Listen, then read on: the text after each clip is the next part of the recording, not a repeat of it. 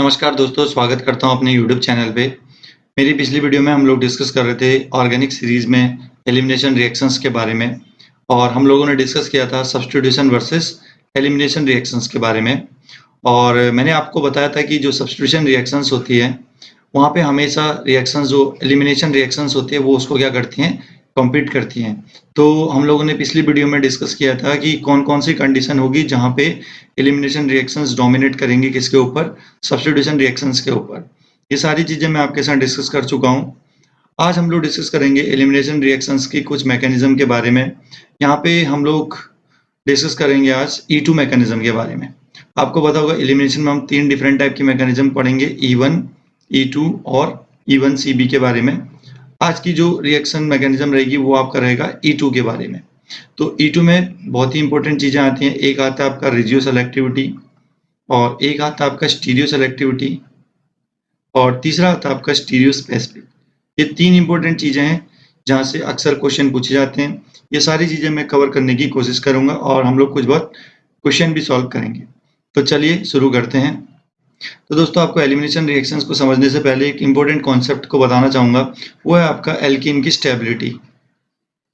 Alkenes stability क्यों आखिर ये जरूरी है? क्योंकि जो एलिमिनेशन रिएक्शंस होती हैं, इनमें जो प्रोडक्ट फॉर्म होता है वो आपका प्रोडक्ट फॉर्म होता है एल्कीन। कई जगह आता है आपका कि कौन सा प्रोडक्ट की यील्ड ज्यादा होगी और कौन से प्रोडक्ट की यील्ड कम होगी, या कौन सा मेजर प्रोडक्ट बनेगा और कौन माइनर प्रोडक्ट बनेगा। ये सारी चीजें डिफाइन होती हैं आपका एल्कीन की स्टेबिलिटी से। तो आपको एक सिंपल एल्कीन के बारे में बताता हूँ पहले। ये आपका ethene, CH2 double bond CH2। तो इथीन है, यहाँ पे 4 हाइड्रोजन है, 2 इस कार्बन पे हैं और 2 इस कार्बन पे।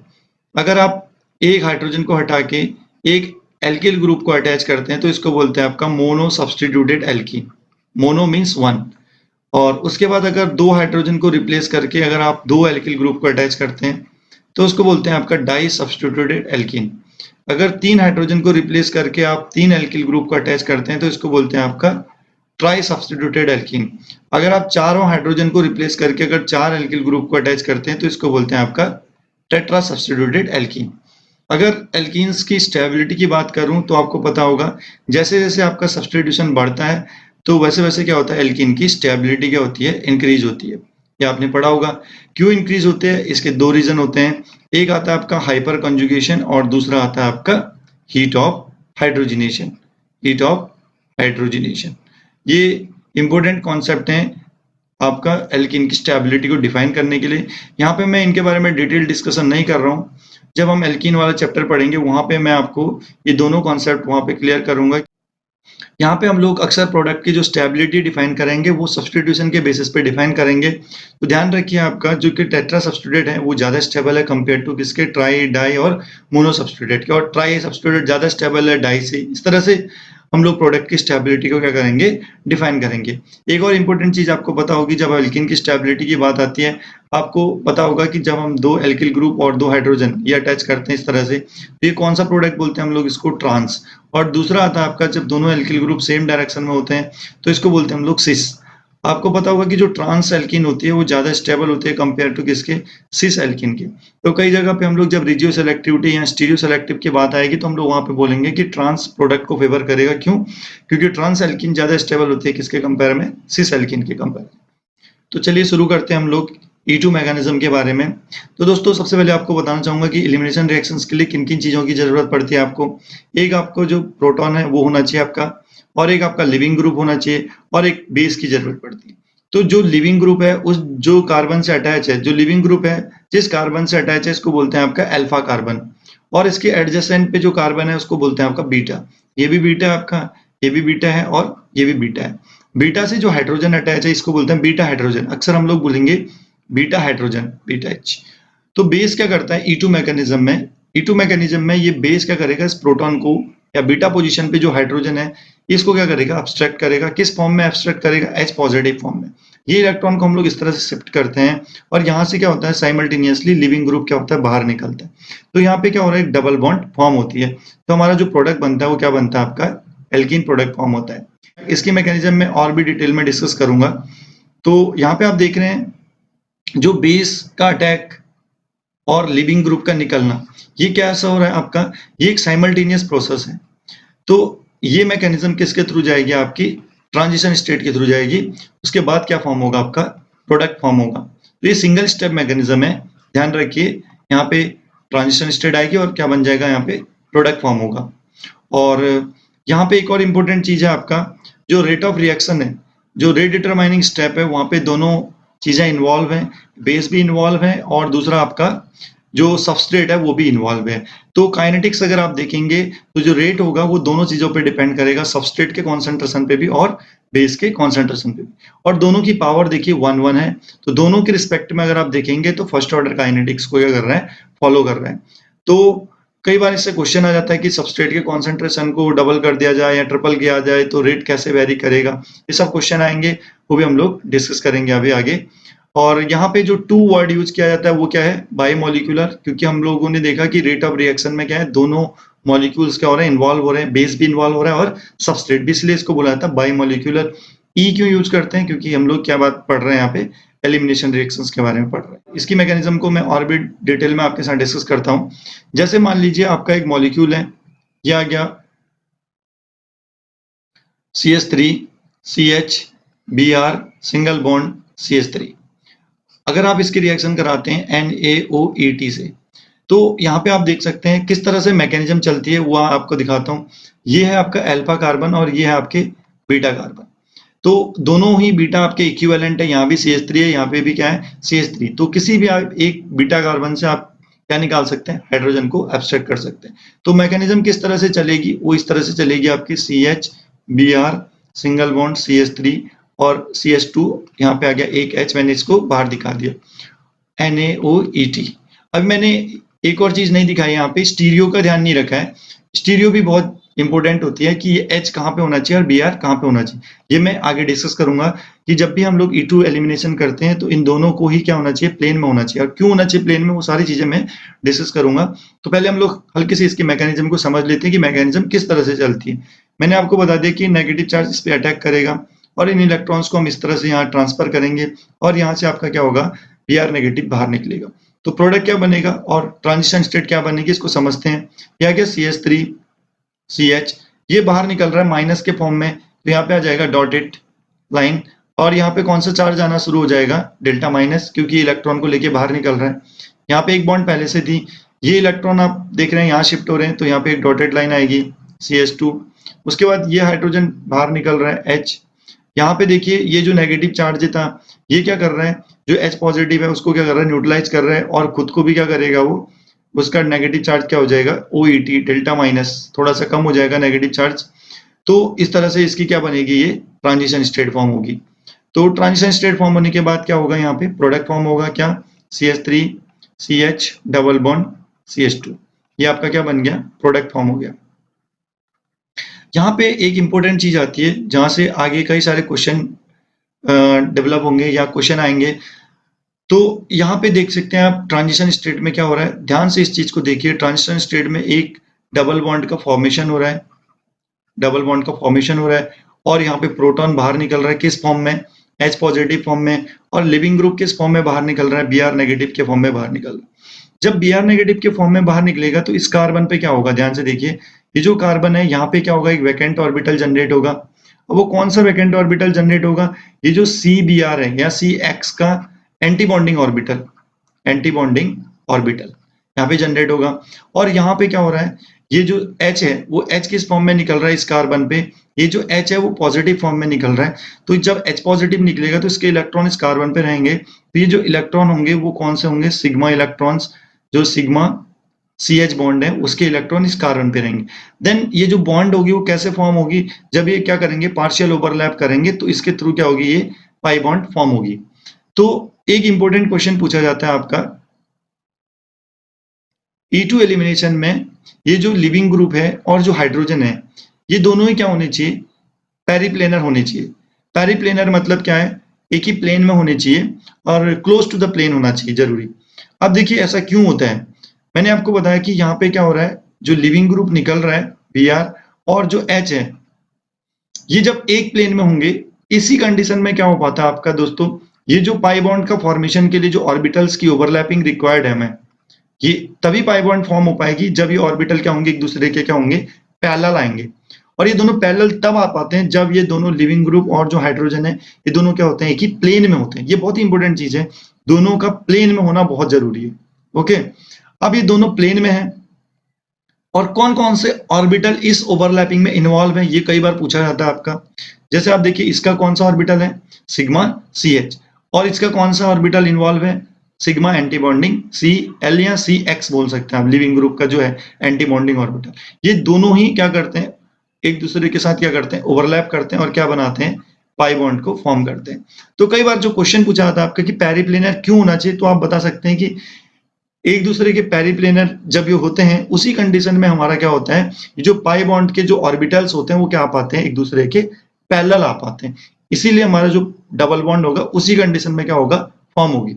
अब देखिए, पेरिप्लेनर में दो कंडीशन आती है, या तो दोनों एक दूसरे के एंटी हैं, जैसे मैंने आपको एक एग्जांपल दिखाया, ये एग्जांपल यहाँ पे देखिए Br और H, ये दोनों एक प्लेन में हैं और एक दूसरे के क्या है, एंटी हैं। तो ये एक कंडीशन है। मैंने आपको बताया कि पेरिप्लेनर होने जरूरी है, प्लेन में होने जरूरी है, मैंने ये नहीं कहा अभी कि आपका एंटी होने जरूरी है। तो क्यों आखिर एंटी की जरूरत होती है, वो आप समझिए। इसमें देखिए, यहाँ पे क्या है, H और Br एक दूसरे के क्या है, पेरिप्लेनर है और एक दूसरे के एंटी पोजीशन पे 180 डिग्री पे हैं। तो ये एक कंडीशन है। अगर आप इसको रोटेट करेंगे तो यहाँ पे क्या है, कंडीशन और हम लोग बना सकते हैं, जो H और Br है वो क्या आ गया आपका, सेम प्लेन में आ गए। इस कंडीशन में भी क्या है, ये दोनों क्या है, एक दूसरे के प्लेनर है। देखिए, अब दोनों कंडीशन है जहां पे H और Br क्या है, एक दूसरे के प्लेनर है, तो दोनों कंडीशन में हमारा क्या फॉर्म हो सकती है, पाई बॉन्ड फॉर्म हो सकती है। मैंने आपको पहले बताया कि पाई बॉन्ड फॉर्म होने के लिए H और Br को एक दूसरे के प्लेन में होना चाहिए। अब हम लोग क्यों एंटी पेरिप्लेनर ही क्यों प्रेफर करते हैं, हम क्यों नहीं सिन पेरिप्लेनर को क्यों नहीं प्रेफर करते हैं, इसका आंसर छुपा हुआ है दोस्तों। अगर आप इसका न्यूमैन प्रोजेक्शन बनाएंगे तो यहाँ पे आप देख सकते हैं, न्यूमैन प्रोजेक्शन में ये आ गया आपका फिनाइल, ये आ गया हाइड्रोजन, ये ब्रोमीन, ये हाइड्रोजन, ये मिथाइल और ये टर्शरी ब्यूटाइल ग्रुप। तो एक चीज आपने देखी। अब दूसरा, इसी जो सिन स्ट्रक्चर है उसका भी मैं क्या बना रहा हूं, आपका जो ये स्ट्रक्चर है न्यूमैन प्रोजेक्शन वो बनाते हैं। तो न्यूमैन प्रोजेक्शन जब आप देखेंगे दोनों के, एंटी पेरिप्लेनर में क्या हो रहा है, सारे जो ग्रुप हैं वो एक दूसरे के थोड़ा डिस्टेंस में है 60 डिग्री, या आप देख लीजिए जो H और Br है वो एक दूसरे के क्या 180 डिग्री पे हैं। और जो सिन पेरिप्लेनर या सिन कोप्लेनर स्ट्रक्चर बन रहा है उसमें क्या हो रहा है, सारे ग्रुप क्या आ गए, एक दूसरे के एडजेसेंट पोजीशन पे आ गए। तो यहाँ पे क्या होगा, ये कौन सी पोजीशन बोलते हैं हम लोग इसको, एक्लिप्स पोजीशन पे आ गए, एक्लिप्स पोजीशन पे। और यहाँ पे क्या है, दोनों क्या है, एक दूसरे के 180 डिग्री पे हैं। इसको कौन सा स्ट्रक्चर बोलते हैं, स्टैगर्ड स्ट्रक्चर बोलते हैं। और आपको पता होगा कि जो स्टैगर्ड स्ट्रक्चर होता है वो ज्यादा स्टेबल होता है कंपेयर टू किसके, एक्लिप्स के। मैंने आपको पहले बताया था कि दोनों ही प्लेन में है। अब आपको आप इससे देख सकते हैं न्यूमैन प्रोजेक्शन से कि जो एंटी है उसमें क्या है, रिपल्सन कम है, वो ज्यादा स्टेबल है किसके, सिन स्ट्रक्चर से। तो अगर आप देखेंगे नॉर्मल कॉन्सेंट्रेशन देखेंगे किसी सॉल्यूशन में, तो किसका कॉन्सेंट्रेशन ज्यादा रहेगा, स्टैगर्ड का कॉन्सेंट्रेशन ज्यादा होगा किसके किसके कंपैरिजन में, एक्लिप्स के कंपैरिजन में। तो इसीलिए हम लोग कहते हैं कि जो रिएक्शन प्रेफर होती है वो क्या उसके लिए क्या होना चाहिए, एंटी पेरिप्लेनर होना बहुत जरूरी है। ये पेरिप्लेनर वर्ड क्यों यूज करते हैं, नॉर्मली हम लोग कई बार बोलते हैं कि जो H और Br है एक दूसरे के 180 डिग्री में होने चाहिए, लेकिन कई बार क्या होता है कि ये दोनों अगर 180 में नहीं भी है, जैसे मान ले 170 है 175 है, इस केस में भी क्या होता है, एलिमिनेशन पॉसिबल होता है। इसीलिए हम लोग ये कोप्लेनर वर्ड यूज नहीं करते हैं। अदरवाइज हम लोग क्या कौन सा वर्ड यूज करते हैं, कोप्लेनर वर्ड यूज करते हैं। लेकिन इसको रिप्लेस करने के लिए जो कोप्लेनर वर्ड है इसको हम लोग रिप्लेस कर देते हैं किससे, पेरिप्लेनर वर्ड से। तो पेरिप्लेनर ज्यादा अच्छा वर्ड है, जहां पे क्लोज टू द प्लेन है वहां पे भी क्या होगा, आपका एलिमिनेशन पॉसिबल होगा। और ये एलिमिनेशन किसके थ्रू होगा, मैंने आपको बता दिया कि एंटी जो स्ट्रक्चर होगा, एंटी पोजीशन पे जब होंगे H और Br, उसमें ज्यादा प्रेफर करेगा किसके कंपैरिजन में, आपका सिन के कंपैरिजन में। एक और तरीके से हम लोग बता सकते हैं, जो एंटी है वो क्यों आखिर फेवर करता है, जब आप सिन का अगर आप ट्रांजिशन स्टेट बनाएंगे, ई एनर्जी स्टेट है, जब आप सिन को ट्रांजिशन स्टेट में बनाएंगे तो ये हायर एनर्जी से पास होगा क्योंकि यहाँ पे इलेक्ट्रॉनिक रिपल्सन ज्यादा है। जबकि अगर आप एंटी को बनाएंगे, या गया एंटी पेरिप्लेनर, एंटी पेरिप्लेनर वाला क्या होगा, लो ट्रांजिशन स्टेट से क्या होगा, पास होगा। तो ये दोनों रीजन है जिसके चलते हम लोग बोलते हैं कि जो E2 एलिमिनेशन होता है वो कब फेवर करता है, जब दोनों क्या होते हैं, एक दूसरे के क्या होते हैं, एंटी पेरिप्लेनर होते हैं। आई होप कि आपको आप समझ में आ गया होगा कि हम लोग क्यों बोलते हैं कि E2 के लिए जो H और Br है उनको क्या होना चाहिए, एक दूसरे के क्या होना चाहिए, एंटी पेरिप्लेनर होना चाहिए। अब हम लोग एक क्वेश्चन ले लेते हैं आपका। ये आपका क्वेश्चन क्लोरोसाइक्लोपेंटेन है और इसकी रिएक्शन किसके साथ करा रखी है, NaOH, और क्या फॉर्म हुआ, एल्कीन फॉर्म हुआ।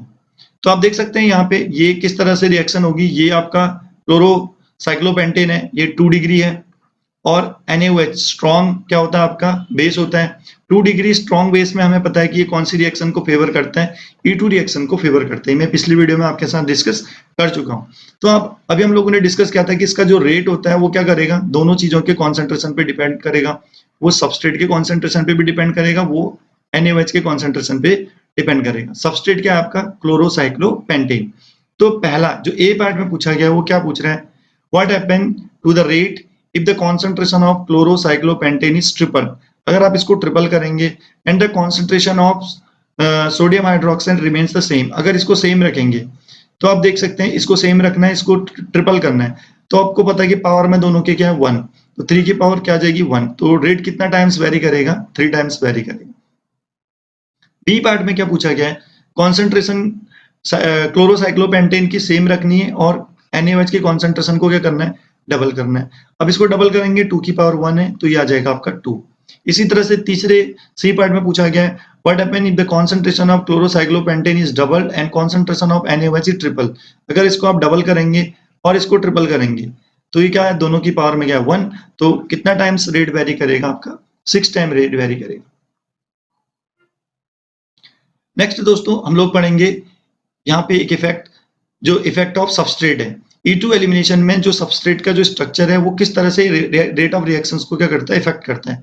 जैसे यहाँ पे आप देखेंगे 1 डिग्री, 2 डिग्री और 3 डिग्री का हम लोग जिक्र करेंगे। आपको पता होगा कि जो 3 डिग्री है वहां पे रेट क्या होता है, ज्यादा होता है कंपेयर टू किसके, 2 डिग्री और 1 डिग्री की। कौन सी रिएक्शन में, E2 रिएक्शन में। एक्चुअली अगर आप देखेंगे एक जो हमारी सब्स्टिट्यूशन रिएक्शन होती थी SN2, वहां पे भी जो मैकेनिज्म चलती थी वो किस तरह से चलती थी, आपको पता होगा वहां पे न्यूक्लियोफाइल आता था और वो इलेक्ट्रोफिलिक सेंटर पे अटैक करता था बैक साइड से, और क्या होता था वहां पे, ये आ गया H और Cl, जब ये बैक साइड से अटैक करता था तो फ्रंट से क्या निकलता था, Cl। तो थोड़ा सा इन दोनों रिएक्शन में काफी सिमिलरिटी लगती है आपका E2 और SN2 में, बस एक डिफरेंस है, यहाँ पे क्या है, न्यूक्लियोफाइल इलेक्ट्रोफिलिक सेंटर पे अटैक कर रहे हैं, और E2 रिएक्शन में क्या होता है, बेस है। E2 रिएक्शन में जो बेस है वो कहाँ पे अटैक करता है आपका, वो प्रोटॉन पे अटैक करता है। वो प्रोटॉन कौन सी पोजीशन पे होना चाहिए, बीटा पोजीशन पे। तो अब अगर आप रेट देखेंगे, SN2 का रेट हमें पता है कि वहां 1 डिग्री के लिए रेट ज्यादा होता है, 2 डिग्री के लिए थोड़ा सा क्या हो जाता है कम, और 3 डिग्री में तो क्या होता है SN2 पॉसिबल नहीं हो पाती है। लेकिन इसके उल्टा है यहाँ पे E2 रिएक्शन में। E2 रिएक्शन में क्या हो रहा है आपका, 1 डिग्री का रेट क्या है, सबसे कम है, 2 डिग्री का रेट थोड़ा ज्यादा है, 3 डिग्री का रेट क्या है, सबसे ज्यादा है।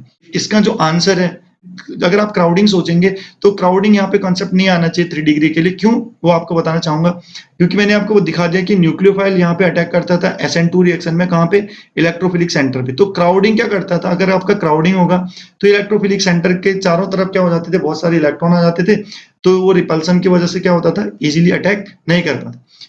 यहाँ पे क्या हो रहा है, जो बेस है वो किस पे अटैक कर रहा है, वो प्रोटॉन पे अटैक कर रहा है। वो कहाँ पे अटैक नहीं कर रहा है, इलेक्ट्रोफिलिक सेंटर पे अटैक नहीं कर रहा। तो जो प्रोटॉन है वो एक साइड में है, भाई इजीली क्या कर सकता है, इससे क्या हाथ क्या कर सकता है, रिएक्ट कर सकता है। अब आपको बताता हूँ कि 3 डिग्री में रेट ऑफ रिएक्शन ज्यादा क्यों है। इसके आंसर को समझने के लिए आपको एक बार इसकी मैकेनिज्म में ले चलता हूँ। तो मैकेनिज्म में इसका आंसर छुपा हुआ है। देखिए ये आपका 3 डिग्री एल्किल हैलाइड, और इसकी रिएक्शन करा रहा हूँ बेस के साथ। आपको पता होगा 3 डिग्री अगर बेस स्ट्रॉन्ग बेस के साथ रिएक्ट करता है, 3 डिग्री अगर आप स्ट्रॉन्ग बेस के साथ अगर रिएक्ट कराते हैं तो कौन सी रिएक्शन होती है, E2 रिएक्शन होती है। तो यहाँ पे क्या कर रहा है, बेस देखिए प्रोटॉन को एब्स्ट्रैक्ट कर रहे हैं, और यहाँ से क्या हो रहा है, Br बाहर निकल रहा है। अगर इसकी ट्रांजिशन स्टेट बनाएंगे तो आप इसकी मैकेनिज्म को समझ पाएंगे, और इसके रेट को आप समझ पाएंगे कि क्यों 3 डिग्री का रेट ज्यादा है कंपेयर टू 2 डिग्री और 1 डिग्री की। तो देखिए मैंने अभी आपको बताया था कि इसकी ट्रांजिशन स्टेट कैसे बनाते हैं। ये एक डॉटेड लाइन आएगी, यहाँ पे डॉटेड लाइन आएगी, Br बाहर निकलेगा, यहाँ पे डेल्टा नेगेटिव चार्ज आएगा, यहाँ पे डेल्टा नेगेटिव, और यहाँ पे आ गया आपका डैगर। तो ये कौन सी स्टेट बन गई इसकी? Transition state. तो यहाँ पे ट्रांजिशन स्टेट में आप देख रहे हैं ये जो डबल बॉन्ड फॉर्म हो रहा है, ध्यान से देखिए इसको, ये जो डबल बॉन्ड फॉर्म हो रही है ये कितने सब्स्टिट्यूटेड है? यहाँ पे H है, यहाँ पे H है, और इस साइड पे आप देखेंगे तो दो एल्किल ग्रुप अटैच हैं। तो ये कैसी एल्कीन बन रही है? डाई सब्स्टिट्यूटेड एल्कीन बन रही है। अगर इसकी जगह आप दूसरा अगर नॉर्मल देखेंगे 1 डिग्री लेंगे तो 1 डिग्री के केस में क्या होगा? यहाँ पे जो एल्कीन फॉर्म होगी, जो ट्रांजिशन स्टेट की एल्कीन फॉर्म होगी, वो कितने सब्स्टिट्यूटेड होगी?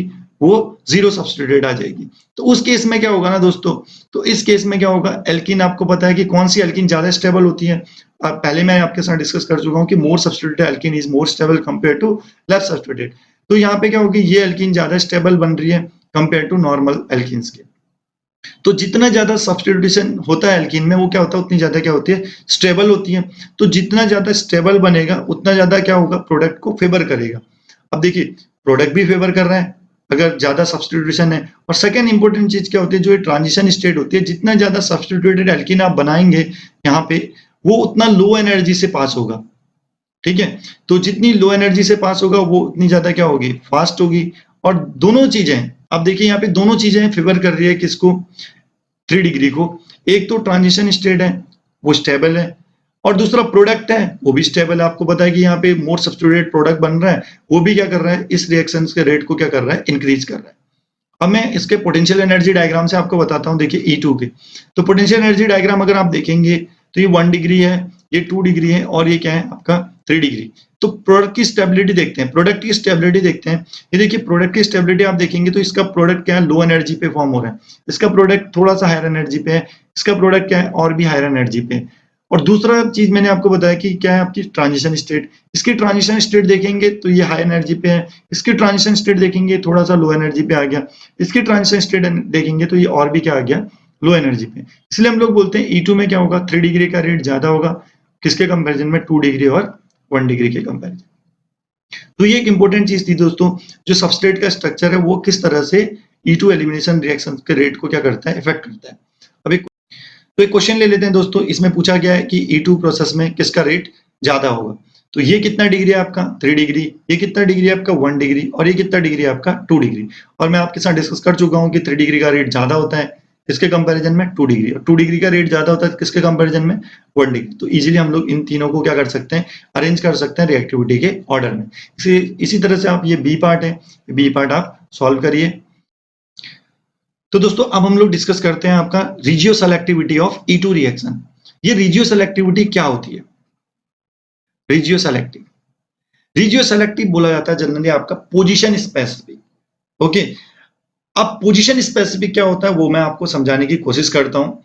अगर आपके पास कोई सबस्ट्रेट है, जैसे मान लीजिए यहां पे हम लोगों ने ये सबस्ट्रेट लिया है, इस सबस्ट्रेट में अगर आप देखेंगे ये कौन सी पोजीशन है आपकी? अल्फा, और ये आपकी कौन सी पोजीशन है?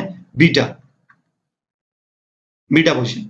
ये बीटा पोजीशन बीटा 1 लिखता हूं, और ये देखेंगे आप बीटा 2। जो हाइड्रोजन की पोजीशन है बीटा 1 में वो डिफरेंट है कंपेयर टू किसके? बीटा 2 के। अगर आप हाइड्रोजन अगर बीटा 1 से निकालते हैं तो डिफरेंट प्रोडक्ट बनता है, और अगर आप हाइड्रोजन बीटा 2 से निकालते हैं तो डिफरेंट प्रोडक्ट बनता है। तो इन प्रोडक्ट में कौन सा प्रोडक्ट फेवर करेगा या कौन सा प्रोडक्ट मेजर प्रोडक्ट होगा, ये इसी को बोलते हैं आपका रिजियो सेलेक्टिविटी। तो इसको डिफाइन करने के लिए हम लोग कई बार देखते हैं। सबसे पहले बेस क्या है आपका? बेस स्ट्रॉन्ग बेस है और स्मॉल बेस है। बेस देखा। दूसरी इंपॉर्टेंट चीज देखोगे आप कि कहां से प्रोडक्ट ज्यादा स्टेबल बनेगा। अगर आप देखेंगे ये अगर बीटा पोजीशन से मैं अगर प्रोटॉन को एब्स्ट्रैक्ट करता हूं तो ये प्रोडक्ट बन रहे हैं, और मैं इस बीटा 2 पोजीशन से अगर प्रोटॉन को एब्स्ट्रैक्ट करता हूं तो ये भी प्रोडक्ट बन रहे हैं। अब इन दो प्रोडक्ट में आप देख सकते हैं ये कितना सब्स्टिट्यूटेड है? ये आपका ट्राई सब्स्टिट्यूटेड। यहाँ पे एक ही हाइड्रोजन है तो ये ट्राई सब्स्टिट्यूटेड है। अगर यहाँ पे प्रोडक्ट देखेंगे तो कितना सब्स्टिट्यूटेड है? यहाँ 2 हाइड्रोजन है, इसका मतलब 2 हाइड्रोजन रिप्लेस हुई है। ये डाई सब्स्टिट्यूटेड है। और मैं आपके साथ पहले डिस्कस कर चुका हूं कि जो ट्राई सब्स्टिट्यूटेड प्रोडक्ट होता है वो ज्यादा स्टेबल होता है किसके कंपैरिजन में? डाई सब्स्टिट्यूटेड या मोनो सब्स्टिट्यूटेड। तो यहाँ पे आप देख सकते हैं ये ज्यादा बना है, इसकी यील्ड ज्यादा है 71% है, और इसकी यील्ड क्या है? 29%। ये जो फिनोमिनन है दोस्तों ये देखा गया रशियन प्रोफेसर जेत्सेव के द्वारा। वो यूनिवर्सिटी ऑफ कजान के प्रोफेसर थे, उन्होंने ये फिनोमिना देखा कि कब स्टेबल प्रोडक्ट कहाँ पे ज्यादा बनेगा और कहाँ पे कम बनेगा। कई बुक्स में इसको सेटजेप प्रोडक्ट लिखते हैं, सेटजेप प्रोडक्ट, और कई बुक में आप देखेंगे तो जेत्सव प्रोडक्ट लिखा जाता है। तो अगर आप देखेंगे करेक्ट वर्ड है आपका जेत्सव प्रोडक्ट, क्योंकि इसी प्रोफेसर के नाम पे ये दिया गया। यहाँ पे आप क्या क्या चीजें देखेंगे जब भी रिड्यूस सेलेक्टिविटी की बात आएगी। पहले आप देखेंगे सबस्ट्रेट के पास दो डिफरेंट टाइप की हाइड्रोजन अवेलेबल है या नहीं है। ओके, अगर दो डिफरेंट टाइप के हाइड्रोजन अवेलेबल हैं तो फिर आपका आता है कि कौन सी पोजीशन से हाइड्रोजन रिलीज होगी, ज्यादा रिलीज होगी। उसके लिए आप देखेंगे बेस पे, अगर आपका बेस स्मॉल है तो आप मोर सब्स्टिट्यूटेड प्रोडक्ट को क्या करेंगे, फेवर करेंगे। ओके, तो उस प्रोडक्ट को कौन सा प्रोडक्ट बोलते हैं, आपका जेत्सव प्रोडक्ट बोलते हैं। लेकिन अगर आपका बेस क्या है, बल्की बेस है, यह आ गया आपका बल्की बेस। तो बल्की बेस के केस में क्या होता है, आपका जो प्रोडक्ट फेवर होता है वो क्या करता है, आपका लेस सब्स्टिट्यूटेड साइड से क्या करता है, मेजर प्रोडक्ट बनाता है। ऐसा क्यों होता है, देखिए ये क्या है, आपका बल्की बेस है, वो जब यहां पे अटैक करेगा उसको ज्यादा हिंड्रेंस मिलेगा कंपेयर टू साइड में अटैक करने। तो इसलिए क्या होता है, ये प्रोटॉन क्या होता है, इजीली क्या हो जाती है, रिलीज हो जाती है। और ये फिनोमिनन किसने देखा, हॉफमैन ने। इसलिए कौन सी प्रोडक्ट बोलते हैं इसको, हॉफमैन प्रोडक्ट भी बोला जाता है। अब देखना है, ये है आपका रिजियो सेलेक्टिविटी। एक और इंपॉर्टेंट चीज कई बार आ जाती है रिजियो सेलेक्टिविटी में या हॉफमैन प्रोडक्ट में, बताऊंगा मेनली, वो आती है आपका लिविंग ग्रुप। अगर वीक लिविंग ग्रुप हो, अगर आप फ्लोरीन की बात करेंगे, इसी की जगह अगर आपके पास क्या होता, फ्लोरीन लिविंग ग्रुप होता, इसी रिएक्शन में मैं आपको बताता हूं। अगर आप नॉर्मल बेस भी लेते NaOET, अब मैं आपको बताता हूं कि इसमें कौन सा प्रोडक्ट फेवर करता। ये जो फ्लोरीन है ये क्या होता है, वीक लिविंग ग्रुप होता है। तो इस केस में क्या होता है, ये इजीली रिलीज नहीं हो पाता।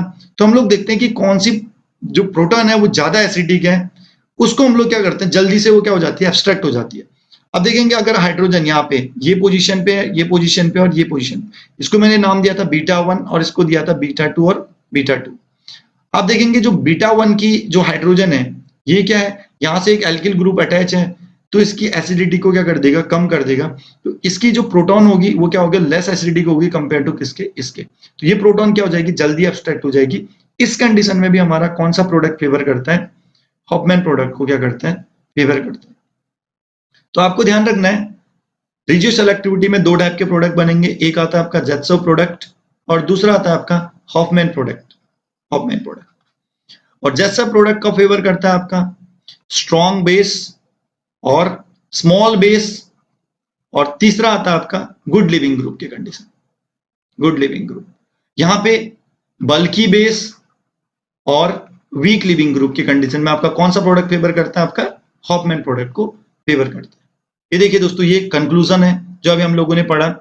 उसमें आप देख सकते हैं यहाँ पे यील्ड को देख के बता सकते हैं कि कौन सा प्रोडक्ट क्या कर रहा है, फेवर कर रहा है। तो आप देख सकते हैं यहाँ पे ये जो फर्स्ट है ये स्मॉल बेस है, स्ट्रॉन्ग बेस है, तो कौन से प्रोडक्ट को फेवर कर रहे हैं, जेत्सव प्रोडक्ट को क्या कर रहे हैं, फेवर कर रहे हैं। जैसे जैसे बल्की बेस और बल्कीनेस बढ़ रहा है तो आपका कौन सा प्रोडक्ट का यील्ड बढ़ रहा है, आपका हॉफमैन प्रोडक्ट का यील्ड क्या होता रह रहा है, इंक्रीज हो रहा है। ये कुछ एग्जांपल दे देता हूं आपको बल्की बेस के। एक तो हम लोगों ने देख लिया यहाँ पे पोटेशियम टर्शियरी ब्यूटॉक्साइड, कई बार और भी दो बेस यूज करता है, डाइआइसोप्रोपाइलएमीन, ट्राइथाइलएमीन, ये सारे बेस भी यूज किए जाते हैं। तो इन सारे बेस में आपको क्या बनाना है, हॉफमैन प्रोडक्ट बनाना है। किसके ऊपर डोमिनेट करेगा, वो जेत्सव प्रोडक्ट के ऊपर डोमिनेट करेगा। जैसे ये कुछ एग्जाम्पल हैं, इनको आप सॉल्व कर लीजिए। जैसे आप देखिए ये क्या है, आपका स्ट्रॉन्ग बेस है, स्मॉल बेस है, तो कौन से प्रोडक्ट को फेवर करेगा, आपका जेत्सव प्रोडक्ट को। अब यहाँ पे देखिए बीटा, आपके पास कितनी बीटा अवेलेबल है, तो ये एक बीटा है और ये एक बीटा है हाइड्रोजन। यहाँ पे बीटा पोजीशन पे कोई भी हाइड्रोजन नहीं है, तो कहां से निकालना फेवर करेगा, इस पोजीशन से। तो प्रोडक्ट बन जाएगा आपका इस तरह से, ये प्रोडक्ट बन गया। ओके, ये मेजर प्रोडक्ट बना आपका। माइनर प्रोडक्ट क्या बनेगा, इधर आएगी डबल बॉन्ड। यहाँ पे आप देखिए बी पार्ट में ये क्या आपका बल्की बेस है, बल्की बेस है, पहले आप बीटा डिसाइड करिए, ये बीटा और ये बीटा, ये दो बीटा क्या है, इक्विवेलेंट है, ये बीटा क्या है, डिफरेंट है। अब मोर सब्स्टिट्यूटेड क्या है, ये मोर सब्स्टिट्यूटेड है, ये क्या है, लेस सब्स्टिट्यूटेड प्रोडक्ट को फेवर। अब देखिए बेस, ये बल्की बेस है, क्या बनेगा आपका, लेस सब्स्टिट्यूटेड प्रोडक्ट को क्या करेगा, फेवर करेगा। इस तरह से प्रोडक्ट। तो बाकी क्वेश्चन है, इन क्वेश्चंस को आप क्या कर लीजिए, सॉल्व कर लीजिए। अब आती है दोस्तों बात स्टीरियो सेलेक्टिव की। स्टीरियो सेलेक्टिव एक बहुत ही इंपॉर्टेंट टॉपिक है E2 मैकेनिज्म में। अब मैं आपको बताना चाहूंगा कि जैसे मान लीजिए बी आर है, ये कौन सी पोजीशन है आपकी, अल्फा, इसके एडजेसेंट पे कौन सी पोजीशन है, बीटा। अब आप देखेंगे यहाँ पे दोनों बीटा क्या इक्विवेलेंट है, आप कहीं से भी हाइड्रोजन निकाल लीजिए, ओके, तो प्रोडक्ट क्या रहेगा, सेम रहेगा। लेकिन इस केस में क्या होता है, अब हम लोग प्रोडक्ट की स्टीरियो डिफाइन करते हैं। देखिए प्रोडक्ट यहाँ पे दो डिफरेंट टाइप के प्रोडक्ट बनने की पॉसिबिलिटी हो जाती है। एक यहाँ पे देखिए ये इस तरह से आपका बी आर, इसके जो एडजेसेंट पे हाइड्रोजन है इस तरह से है, एक ये है, एक ये है, और ये आपका, मैंने आपको बताया इसको पहले हम लोग क्या कर लेंगे, इसको हम लोग रोटेट करके प्लेन में लाएंगे। तो प्लेन में लाने के बाद आपके दो प्रोडक्ट की पॉसिबिलिटी है, एक तो आपका क्या बन सकता है, आपका एक सिस बनता है, यहाँ पे आपका क्या था, एक ही कार्बन था, तो ये आपका बन सकता है। और दूसरी पॉसिबिलिटी किसकी है, आपका यहाँ पे सिस बनने की पॉसिबिलिटी है, क्योंकि आप रोटेट करके इन दोनों हाइड्रोजन को क्या ला सकते हैं, आप इसके प्लेन में ला सकते हैं।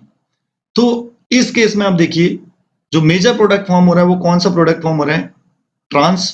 दूसरा जो माइनर फॉर्म हो रहा है वो कौन सा है, आपका सिस प्रोडक्ट है, माइनर प्रोडक्ट। देखिए इसको हम लोग पोटेंशियल एनर्जी डायग्राम से भी समझ सकते हैं। पोटेंशियल एनर्जी डायग्राम में आप देख रहे होंगे कि जो ट्रांस प्रोडक्ट की एनर्जी है वो कम है किसके कंपैरिजन में, सिस के कंपैरिजन में।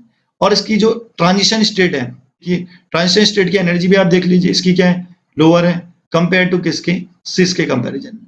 तो यहाँ पे कौन से प्रोडक्ट को फेवर करेगा, आपका ट्रांस प्रोडक्ट को क्या करेगा, फेवर करेगा। तो स्टीरियो सेलेक्टिव की बात क्या होती है, स्टीरियो सेलेक्टिव का क्या मीनिंग है, अगर आपके जो प्रोडक्ट है, अगर प्रोडक्ट में आपके दो डिफरेंट स्टीरियो आइसोमर बन रहे हैं और कोई एक प्रोडक्ट की यील्ड क्या ज्यादा है कंपेयर टू किसके, दूसरे के, तो इसको बोलते हैं आपका स्टीरियो सेलेक्टिव बोला जाता है आपका, ओके। वो सेलेक्टिव हो रहा है ज्यादा किसके लिए, ट्रांस के लिए, ओके। इसीलिए ऐसी रिएक्शंस को बोला जाता है आपका स्टीरियो सेलेक्टिव रिएक्शंस। अब आता है दोस्तों stereo specificity of E2 reaction. ये एक बहुत ही इंपॉर्टेंट टॉपिक है, इससे रिलेटेड क्वेश्चन नेट और गेट के एग्जाम में अक्सर पूछे जाते हैं। मैंने आपको E2 रिएक्शंस में पहले बता दिया कि जो लिविंग ग्रुप है और जो प्रोटॉन है, इन दोनों को कहां होना चाहिए, एक प्लेन में होना बहुत ही जरूरी है।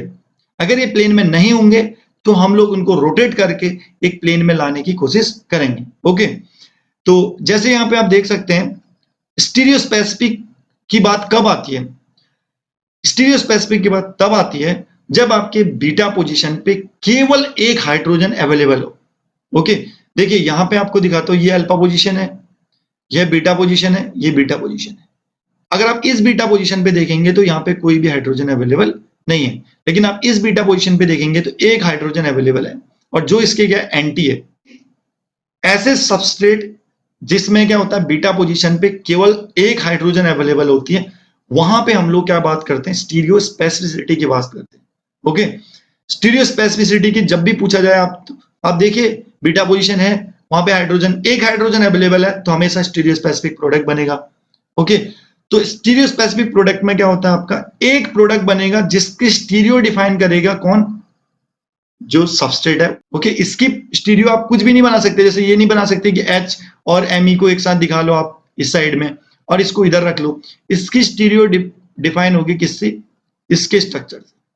अब इसकी स्टीरियो को कैसे बनाना है और कैसे इसका जो प्रोडक्ट बनाना है वो आपको बताता हूं।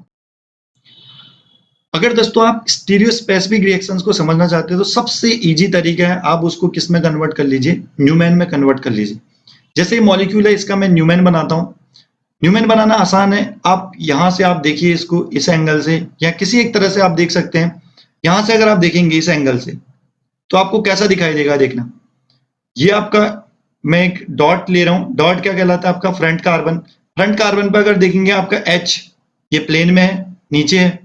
अब इसके राइट साइड में देखिए, राइट साइड में कौन है, फिनाइल ग्रुप है, क्या क्या फिनाइल ग्रुप। लेफ्ट साइड में कौन सा ग्रुप है, आपका मिथाइल ग्रुप, इस तरह से। अब बैक कार्बन को अगर आप देखेंगे यहीं से, तो H इसके कौन से साइड में दिखाई देगा, राइट साइड में दिखाई देगा। आपका बैक कार्बन ये है आपका, इसके राइट साइड में क्या आएगा, H, और इसके इस साइड में आएगा आपका tertiary butyl group, left side में टर्शरी ब्यूटाइल। और H के जो अपोजिट है वो कौन आएगा, आपका Br। ये आ गया Br।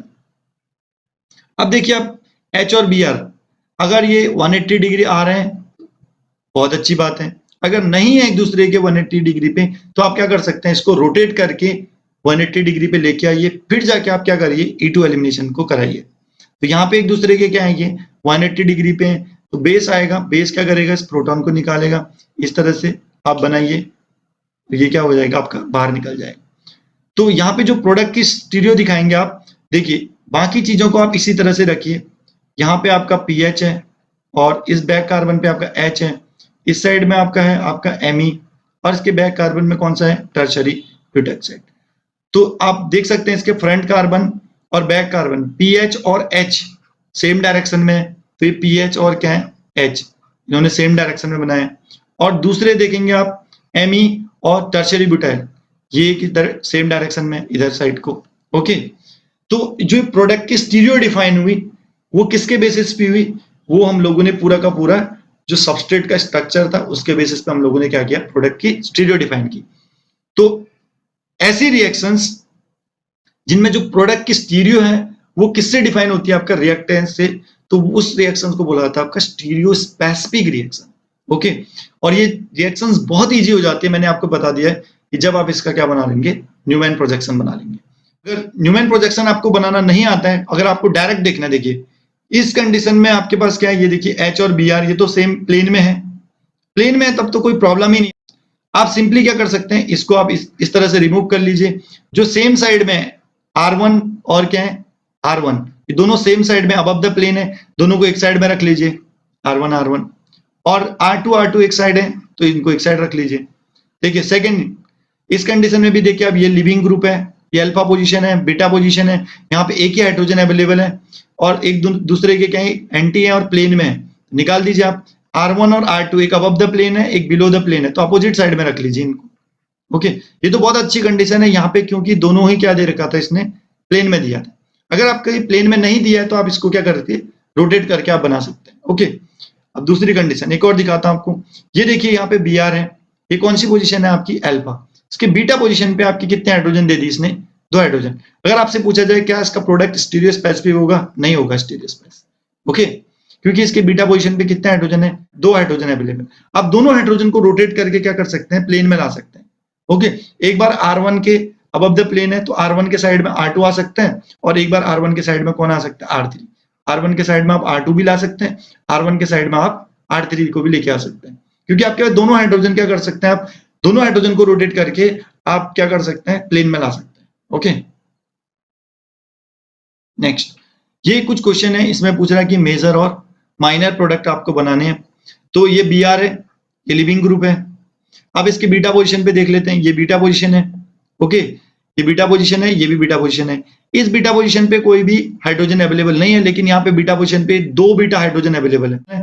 तो आप इसका क्या बनाएंगे, एक सिस प्रोडक्ट बनाइए और एक ट्रांस प्रोडक्ट बनाइए। ओके, तो इस तरह से आप डिफाइन कर सकते। मेजर कौन होगा, ट्रांस प्रोडक्ट क्या होगा, मेजर होगा। अब इसी की जगह अगर ये आ गया आपका, इस कंडीशन में क्या होगा आपका, ये देखिए बीटा पोजीशन और ये भी क्या आएगा, बीटा पोजीशन। यहाँ पे क्या है, एक ही हाइड्रोजन अवेलेबल है बिलो द प्लेन पे, तो इस कंडीशन में कौन सा प्रोडक्ट फेवर करेगा, स्टीरियो स्पेसिफिक प्रोडक्ट को क्या करेगा, फेवर करेगा। तो इसी तरह से दोस्तों बाकी हैं, आप इनको सॉल्व करिए। अगर आपको कोई भी डाउट हो तो आप मुझे कमेंट बॉक्स पे कमेंट करके बता सकते हैं, या आप क्वेश्चन को मुझे भेज सकते हैं। एक और इंपॉर्टेंट चीज जो आपके पूछी जाती है दोस्तों E2 रिएक्शंस में, वो आती है आपके साइक्लोहेक्सेन के केस में। कई बार जो एलिमिनेशन रिएक्शंस, जो E2 एलिमिनेशन रिएक्शंस है, वो पूछा जाता है आपका साइक्लोहेक्सेन के केस में। तो साइक्लोहेक्सेन में हम लोग देख लेते हैं, अगर आप लिविंग ग्रुप को एक्सियल पोजीशन पे रखेंगे तब क्या होगा, अगर आप लिविंग ग्रुप को इक्वेटोरियल पोजीशन पे रखेंगे तो तब क्या होगा। तो इसका हम जब न्यूमैन प्रोजेक्शन बनाते हैं, ये इसका न्यूमैन प्रोजेक्शन है, तो यहाँ पे आप देख सकते हैं जो Cl है और H है एक दूसरे के क्या है, एंटी पेरिप्लेनर होते हैं। ओके, जो एडजेसेंट कार्बन पे जो हाइड्रोजन है ये क्या है, एंटी पेरिप्लेनर है किसके, Cl के। तो इस कंडीशन में हमारा क्या पॉसिबल है, E2 एलिमिनेशन पॉसिबल है। लेकिन जब हम इसका कौन सा स्ट्रक्चर बनाते हैं, आपका लिविंग ग्रुप को कहाँ रखते हैं, इक्वेटोरियल पोजीशन पे रखते हैं, तब देखिए आपका जब न्यूमैन प्रोजेक्शन बनाएंगे तो न्यूमैन प्रोजेक्शन में कोई भी हाइड्रोजन एडजेसेंट पोजीशन की जो बीटा हाइड्रोजन है, कोई भी इसके क्या नहीं है, एंटी पोजीशन पे अवेलेबल नहीं है, एंटी पेरिप्लेनर नहीं है। तो जब हमारा लिविंग ग्रुप इक्वेटोरियल पोजीशन पे होगा तो क्या नहीं पॉसिबल है, वहां पे E2 एलिमिनेशन पॉसिबल नहीं है। तो जब भी आपको E2 एलिमिनेशन कराना है साइक्लोहेक्सेन में, तो जो लिविंग ग्रुप है उसकी पोजीशन कहां पे होनी चाहिए, आपकी एक्सियल पोजीशन पे होनी चाहिए। तो दोस्तों ये देखिए, ये एक एग्जांपल है, यहाँ पे आप देख सकते हैं ये Cl अबव द प्लेन दिखाया है और यहाँ पे दोनों जगहों पे बीटा पोजीशन पे आपके पास जो हाइड्रोजन है वो अबव द प्लेन भी है और बिलो द प्लेन भी है, तो इजीली यहाँ पे क्या होगा, E2 एलिमिनेशन पॉसिबल होगा। लेकिन इस कंडीशन में देखिए आप, ये Cl है, अबव द प्लेन है, यहाँ पे बिलो द प्लेन में कोई भी हाइड्रोजन अवेलेबल नहीं है। अगर आप इसका चेयर कन्फर्मर, तो यहाँ पे आ गया आपका Cl, इसको एक्सियल पे रखिए। अब इसके एडजेसेंट यहाँ पे जो हाइड्रोजन है ये कैसी है, आपकी सिस है, सिस के लिए आपको इस हाइड्रोजन को इक्वेटोरियल पे रखना होगा। तो ये कंडीशन आ रही है, इस कंडीशन में क्या नहीं हो पाएगा, आपका E2 एलिमिनेशन पॉसिबल नहीं होगा। तो ये कंडीशन में क्या नहीं हो पाएगा, आपका E2 एलिमिनेशन पॉसिबल नहीं होगा। नेक्स्ट आता है दोस्तों, ये यहाँ पे आप देखेंगे ये Cl है, तो Cl के हमें क्या चाहिए, हाइड्रोजन चाहिए, वो एंटी पोजीशन पे चाहिए। तो यहाँ पे हाइड्रोजन कहाँ है, आपका सिस पोजीशन पे, सेकंड पे। यहाँ पे आप देखेंगे हाइड्रोजन हमारी बिलो द प्लेन भी है और हाइड्रोजन हमारी क्या है, अबव द प्लेन भी है। तो दोनों हाइड्रोजन अवेलेबल हैं, तो एक हाइड्रोजन इजीली क्या हो सकती है, E2 एलिमिनेशन में बाहर निकल जाएगी। तो यहाँ पे आपका डबल बॉन्ड होगा, तो ये आपका क्या बनेगा, प्रोडक्ट बनेगा। ये प्रोडक्ट फेवर नहीं कर पाएगा। अगर आप स्टेबिलिटी की बात करेंगे तो ये प्रोडक्ट ज्यादा स्टेबल था। कई बच्चे क्या कर देते हैं, स्टेबिलिटी को देख के तुरंत क्या बना देते हैं, प्रोडक्ट बना देते हैं, लेकिन ये प्रोडक्ट पॉसिबल नहीं है। एक और इंपॉर्टेंट चीज, ये क्वेश्चन अक्सर आप एमएससी में पढ़ रहे हो तो ये क्वेश्चन पूछा जाता है आपका, नियोमेंथाइल क्लोराइड, इसका जो E2 एलिमिनेशन का जो रेट होता है वो 200 टाइम्स ज्यादा होता है कंपेयर टू किसकी, मेंथाइल क्लोराइड के। इसका आंसर पूरा का पूरा छुपा हुआ है किसमें, चेयर कंफर्मेशन। अगर आप इसका चेयर कंफर्मेशन बनाएंगे तो किस तरह से बनाएंगे, तो ये देखिए आप, पहले आप चेयर बनाइए, ये किसी एक पोजीशन पे रखिए पहले आप, जैसे इन्होंने क्या किया है, एक्सियल पोजीशन पे रखा है। इसके एडजेसेंट पे Cl कहाँ पे है, सिस है, तो ये एक्सियल है, तो ये कहाँ जाएगा, इक्वेटोरियल पे। और ये 1 और 4, ये क्या 1/4 क्या है, आपका ट्रांस है, तो 1/4 ट्रांस कब होता है, एक्सियल एक्सियल, तो ये कहाँ आ जाएगा, एक्सियल। लेकिन ये क्या होता है, आपका लेस स्टेबल होता है। क्यों लेस स्टेबल होता है, क्योंकि बल्कि ग्रुप को आपने कहाँ रख दिया, एक्सियल पोजीशन पे। तो आप इसको कहाँ लाने की कोशिश करेंगे, आप इक्वेटोरियल पोजीशन पे। जैसे आप इसको इक्वेटोरियल पोजीशन पे लाएंगे तो Cl कहाँ चला जाएगा, आपका एक्सियल पोजीशन पे। जब आप देखेंगे यहाँ पे Cl जो लिविंग ग्रुप है वो कहाँ है, आपका एक्सियल पोजीशन पे। इसके एडजेसेंट पोजीशन पे, बीटा पोजीशन पे, यहाँ पे भी आपके पास क्या है, हाइड्रोजन अवेलेबल है एक्सियल पोजीशन पे, और यहाँ पे भी आपके पास क्या है, हाइड्रोजन अवेलेबल है किसमें, एक्सियल पोजीशन पे। तो यहाँ से क्या हो सकता है, हाइड्रोजन रिलीज हो सकते हैं और यहाँ से भी हाइड्रोजन रिलीज हो सकती है। ओके, तो मेजर प्रोडक्ट यहाँ से बनेगा क्योंकि ये मोर सब्स्टिट्यूटेड आएगा। जो इसका प्रोडक्ट फॉर्म हो रहा है वो किससे फॉर्म हो रहा है, मोर स्टेबल कन्फर्मर से क्या हो रहा है, फॉर्म हो रहा है। यहाँ पे Cl कहाँ पे है, एक्सियल पोजीशन पे। लेकिन आप देखेंगे मेंथाइल क्लोराइड के केस में अगर आप इसका चेयर कन्फर्मर बनाएंगे, स्टेबल अगर आप देखेंगे ये आपका लेस स्टेबल है और ये क्या है, इसका मोर स्टेबल है। मोर स्टेबल के कंडीशन में क्या हो रहा है, आपका जो Cl है वो कौन सी पोजीशन पे चला गया, आपका इक्वेटोरियल पोजीशन पे चला गया। और मैंने आपको बताया कि इक्वेटोरियल पोजीशन पे आपका क्या पॉसिबल नहीं हो पाता, E2 एलिमिनेशन पॉसिबल नहीं होता है। तो E2 एलिमिनेशन के लिए हमें Cl को कहाँ रखना पड़ेगा, एक्सियल पोजीशन पे रखना पड़ेगा। तो यहाँ पे देखेंगे आप, ये हाइड्रोजन नहीं निकल पाएगी क्योंकि ये हाइड्रोजन है जो क्या कर सकते हैं, E2 एलिमिनेशन को फेवर करेगी। और दूसरा चीज मैंने आपको बताया, इसका जो रेट है वो 200 टाइम्स कम है। क्यों, क्योंकि आप देख रहे हैं जो Cl है इक्वेटोर, जब ये जो ये Cl है जब ये एक्सियल पोजीशन पे है, ये कब एक्सियल पोजीशन पे है, कौन सी कंडीशन में एक्सियल पोजीशन पे, आप देख सकते हैं जो इसका क्या है, लेस स्टेबल कन्फर्मर है। ओके, इसका कॉन्सेंट्रेशन क्या होगा, सॉल्यूशन में क्या होगा, कम होगा, इसीलिए क्या होगा, इसका रेट क्या होगा, कम होगा E2 एलिमिनेशन का, किसके कंपैरिजन में, आपका नियोमेंथाइल क्लोराइड की। तो ये क्वेश्चन एमएससी में, हम जब एमएससी में पढ़ते थे तब हमारे टाइम पे 15 मार्क्स में ये क्वेश्चन पूछा गया था। तो ये सारे क्वेश्चंस का आंसर आप इजीली दे सकते हैं अगर आपके कॉन्सेप्ट क्या हो बहुत ही क्लियर कट हो। ओके, तो कुछ क्वेश्चन आपको देता हूं फिर से होमवर्क के लिए।